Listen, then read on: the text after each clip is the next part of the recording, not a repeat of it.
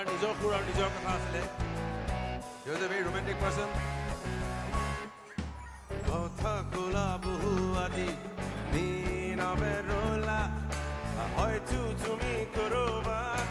ভুল বুজিলা কথা কোলা বহু আজি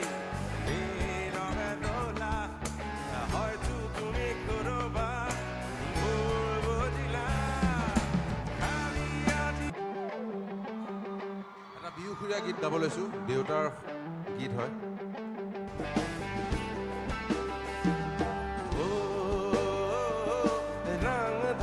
सुहाले